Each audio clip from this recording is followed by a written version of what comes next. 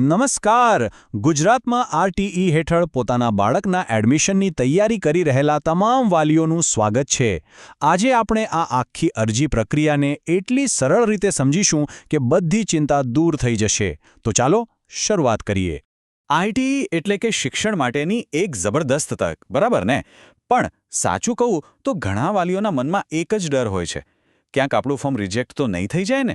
જુઓ, આ ડર ખોટો નથી, પણ એનો ઉપાય ચોક્કસ છે. અને જુઓ, આ ખાલી મનનો વહેમ નથી.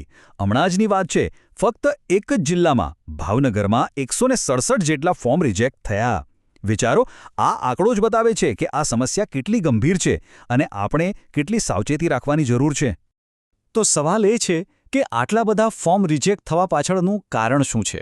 આમ જોવા જઈએ તો કારણો બહુ સામાન્ય છે, જેમ કે કોઈ ડોક્યુમેન્ટ બરાબર અપલોડ ના થયું હોય, સરનામામાં ભૂલ હોય કે કોઈ ખાનું ભરવાનું રહી ગયું હોય. પણ ગભરાવાની જરૂર નથી. આપણે આજે અહીંયા ભેગા જેટલા માટે થયા છીએ કે આ બધી ભૂલોને સમજીએ અને એમાંથી બચીએ, જેથી આપણી અરજી પહેલી જ ટ્રાયમાં પાસ થઈ જાય. તો આપણો પ્લાન એકદમ સિમ્પલ છે. સૌથી પહેલાં આરટીઈની તકને સમજીશું, પછી ડોક્યુમેન્ટ્સ કેવી રીતે તૈયાર કરવા એ જોઈશું, ઓનલાઈન ફોર્મ ભરવાની પ્રોસેસ, શાળાઓ કેવી રીતે પસંદ કરવી અને છેલ્લે સફળતા માટેના અંતિમ સ્ટેપ્સ. ચાલો આ સફર શરૂ કરીએ. ઓકે, તો હવે સૌથી પહેલા અને સૌથી અગત્યના સ્ટેપ પર આવીએ. એક વાત સમજી લ્યો, આખી અરજીનો મજબૂત પાયો છે આપણા ડોક્યુમેન્ટ્સ. જો એ બરાબર હશે તો અડધી ચિંતા ત્યાં જ પૂરી. ચાલો તો જોઈ લઈએ કે કયા કયા ડોક્યુમેન્ટ્સ જોઈશે. અહીં સ્ક્રીન પર આખું લિસ્ટ છે. હવે જુઓ, એક નાની પણ મહત્વની વાત. આવકનો દાખલો અપલોડ કરવા માટે 1 MB સુધીની જગ્યા મળે છે, અને એ પણ ફક્ત PDF ફોર્મેટમાં. જ્યારે બીજા મોટાભાગના ડોક્યુમેન્ટ્સ માટે લિમિટ 500 KB છે. આવી નાની નાની ટેકનિકલ બાબતો પર ધ્યાન આપવું ખૂબ જ જરૂરી છે, નહીં તો છેલ્લી ઘડીએ તકલીફ પડે. અને હવે સૌથી મોટી ભૂલ, જેના કારણે સૌથી વધુ ફોર્મ રિજેક્ટ થાય છે, એનું સોલ્યુશન. સારી વાત એ છે કે આ ભૂલ સુધારવી બહુ જ સહેલી છે. શું કરવાનું? બસ મોબાઈલમાં કોઈ સારી સ્કેનર એપ ડાઉનલોડ કરી લો અને એનાથી ડોક્યુમેન્ટ સ્કેન કરો. એકદમ ક્લિયર કોપી આવશે. અને હા, ફાઇલને સેવ કરતી વખતે બરાબર નામ આપો, જેમ કે birth_certificate.pdf. આનાથી ભૂલ થવાના ચાન્સ લગભગ 0 થઈ જશે. હવે અમુક એવા નિયમો પર ધ્યાન આપીએ જ્યાં મોટાભાગના વાલીઓ ગૂંચવાઈ જાય છે. પહેલી વાત, જો ભાડાના મકાનમાં રહેતા હો તો ભાડા કરાર રજિસ્ટર્ડ હોવો જોઈએ, નોટરીવાળો નહીં ચાલે. બીજી વાત, પુરાવો વાલીના નામે જ હોવો જોઈએ. અને સૌથી અગત્યનું, BPL કાર્ડ અપલોડ કરવાનું છે, BPL રેશન કાર્ડ નહીં.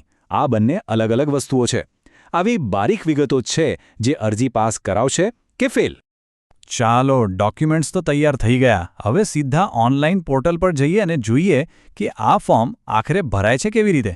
સ્ટેપ બાય સ્ટેપ બધું સમજીશું. તો સૌથી પહેલાં તો ઓફિશિયલ વેબસાઇટ ખોલવાની છે, rte.org.gujarat.com.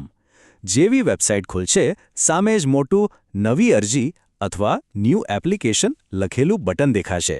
બસ ત્યાં ક્લિક કરીને શરૂઆત કરવાની છે. જેવું એ બટન દબાવશો એટલે તમારી સામે આવશે ફોર્મ A. આમાં 3 મુખ્ય ભાગ હશે: બાળકની વિગતો, માતાની વિગતો અને પિતાની વિગતો.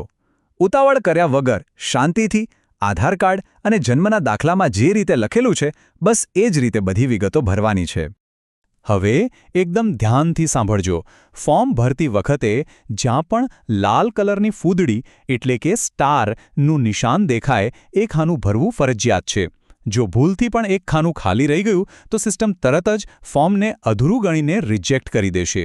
એટલે આ બાબતે બિલકુલ સાવચેત રહેવું. સારું, તો ફોર્મની વિગતો ભરાઈ ગઈ. હવે આવે છે સૌથી રસપ્રદ ભાગ, શાળાની પસંદગી. આ એવો નિર્ણય છે જ્યાં થોડી સમજદારી અને પ્લાનિંગની જરૂર પડશે. જુઓ, શાળા પસંદગીનો સૌથી મોટો નિયમ છે 6 કિલોમીટરનો. મતલબ કે ઘરથી 6 કિલોમીટરના વિસ્તારમાં આવતી શાળાઓ જ પસંદ કરી શકાશે. પણ સાની વાત એ છે કે આપણે કોઈ ગૂગલ મેપ લઈને અંતર માપવા નથી બેસવાનું. જેવું ફોર્મમાં સરનામું નાખશો, વેબસાઇટ જાતે જ લિસ્ટ બતાવી દેશે. એટલે કે જે શાળાઓ દેખાય એ બધી જ નિયમ મુજબ માન્ય છે. હવે શાળા પસંદ કરવા માટે એક સ્માર્ટ રીત અપનાવીએ, ફક્ત 3 સ્ટેપમાં.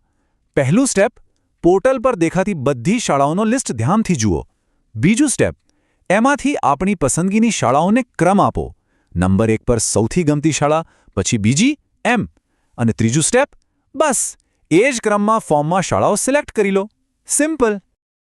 વાહ! બસ હવે આપણે મંજિલની એકદમ નજીક છીએ. આખી મહેનત કરી લીધી છે. હવે બસ છેલ્લા અને સૌથી મહત્વના પગલાં બાકી છે. ફાઇનલ ચેકિંગ અને સબમિશન. ચલો આને પણ બરાબર સમજી લઈએ. ઓકે, તો સબમિટ બટન દબાવતા પહેલા આ ચેકલિસ્ટ મગજમાં ફિટ કરી લો. આખું ફોર્મ એકવાર ફરીથી વાંચી લો, બધા ડોક્યુમેન્ટ્સ ચેક કરી લો, બધું બરાબર લાગે પછી જ સબમિટ કરો. અને જેવું સબમિટ થાય તરત જ એની પહોંચ એટલે કે એકનોલેજમેન્ટ સ્લિપ ડાઉનલોડ કરીને પ્રિન્ટ કાઢી લો. અને હા, એપ્લિકેશન નંબર તો ખાસ કોઈ ડાયરીમાં કે મોબાઈલમાં સાચવીને રાખી દેજો. એના વગર આગળ નહીં ચાલે. અને હા, એક ચેતવણી.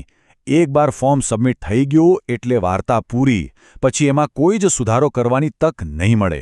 એટલે સબમિટનું બટન દબાવવું એ એક મોટી જવાબદારી છે. 2 વાર 3 વાર બધું ચેક કરીને જ આગળ વધવું.